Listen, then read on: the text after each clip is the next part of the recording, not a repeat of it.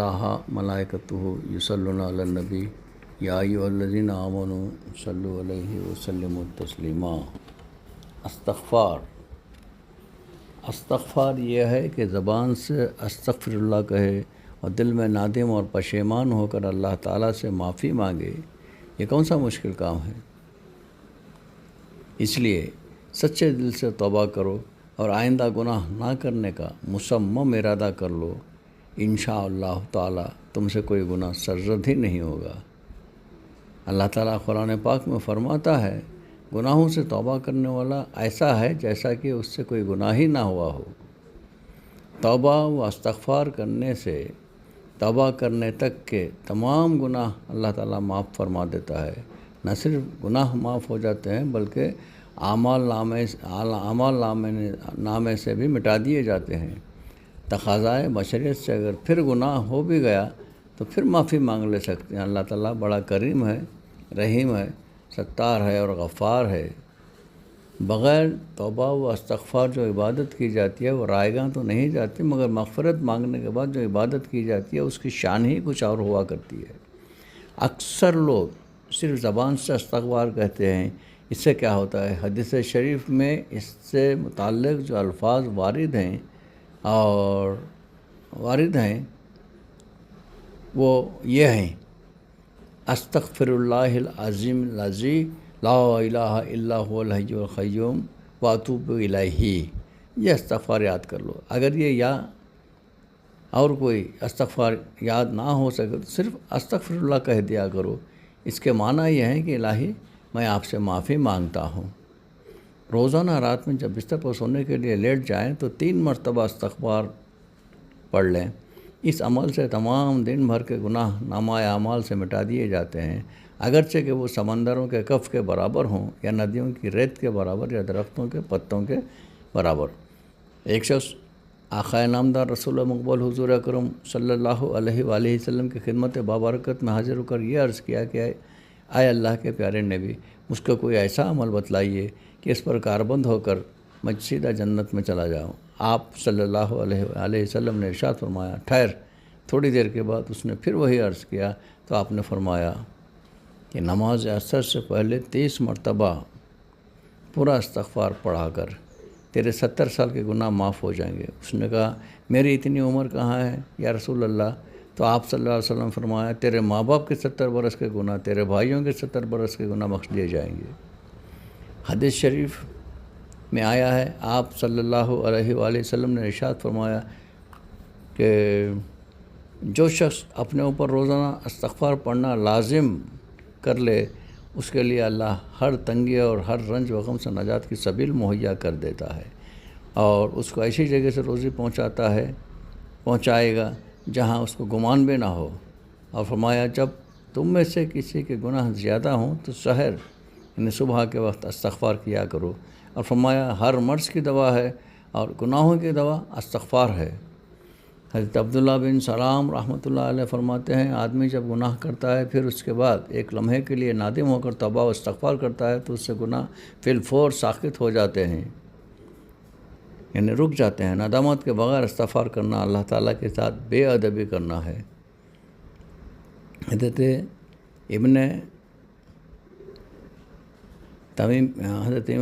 تیمیہ رحمۃ اللہ علیہ فرماتے ہیں، جب میں نے اپنے بھائی کے وفات کے بعد انہیں خواب میں دیکھ کر پوچھا کہ حق سبحانہ تعالیٰ نے آپ کے ساتھ کیا معاملہ فرمایا، کہنے لگے، جن گناہ سے میں نے توبہ و استغفار کیا تھا وہ تو بخش دیے گئے اور جن سے توبہ استغفار نہیں کیا تھا وہ نہیں بخشے گئے۔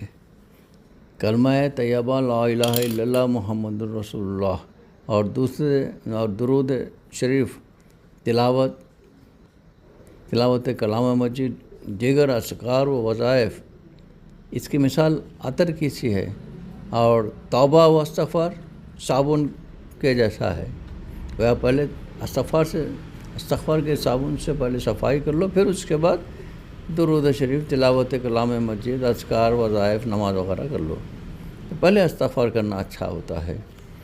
حدیث شریف میں آیا ہے، حضور اکرم صلی اللہ علیہ وآلہ وسلم نے ارشاد فرمایا، بندے کے مرنے اور جنت میں جانے کے بعد اللہ تعالیٰ اس کے مدارج بلند فرماتا ہے۔ بندہ کہتا ہے، میں نے تو یہ عمل نہیں کیا تھا، یہ درجہ مجھ کو کس طرح ملا؟ جواب ملتا ہے تیری اولاد نے تیرے لیے استغفار کیا تھا، یہ اسی کا صلہ ہے۔ روزانہ نماز عصر کے پہلے 30 یا بعد نماز عصر 70 مرتبہ استغفار جو کہ اوپر پیش کر دیا گیا ہے پڑھنا 70 سال کے گناہوں کا کفارہ ہے۔ جب بندہ استغفار کرتا ہے تو زمین و آسمان کے درمیان 70 خنادیل یعنی خندیلیں نور کی روشن ہو جاتی ہیں۔ منادی اس سرے سے اس سرے تک ندا کرتا ہے کہ لوگوں آگاہ ہو جاؤ کہ غلام نے اپنے آقا سے معذرت کر لی ہے، معافی مانگ لی ہے، بندے نے اللہ سے معافی مانگ لی ہے۔ اللہ تعالیٰ کو کوئی آواز اتنی پیاری معلوم نہیں ہوتی سوائے اس گناہگار بندے کی آواز جب وہ استغفار کرتا ہے اور رب رب یا رب یا رب کہتا ہے تو اللہ تبارک تعالیٰ بھی فرماتا ہے اے میرے بندے اے میرے بندے۔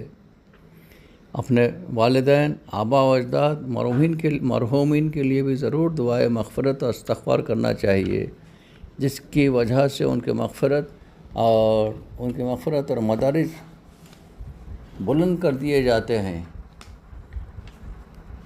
کسی عمل کے متعلق پورے طور پر یہ کہا نہیں جا سکتا کہ وہ مقبول بارگاہ ایزدی ہو گیا یا نہیں، لیکن درود شریف و استغفار سے متعلق یقین کے ساتھ کہہ سکتے ہیں کہ جو شخص درود شریف پڑھے گا یا استغفار کرے گا وہ قبول اور مقبول ہوگا اور اس کی مغفرت لازمی ہو جائے گی۔ حضرت سیدنا علی کرم اللہ وجہہ فرماتے ہیں جس بندے کے دل میں اللہ تعالیٰ استغفار کرنے کی توفیق عطا فرماتا ہے تو معلوم ہوتا ہے کہ پروردگار عالم چاہتا ہے کہ اس پر عذاب نہ کرے۔ روایت ہے کہ اللہ تبارک و تعالیٰ فرماتا ہے تمام مخلوقات میں سے میرے محبوب بندے وہ ہیں جن میں یہ 3 وصف ہوں۔ 1 صرف اللہ تعالیٰ کے واسطے آپس میں محبت رکھیں، 2 ان کے دل مسجدوں میں لگے رہیں، 3 جو صبح کے وقت استغفار کیا کرتے ہیں۔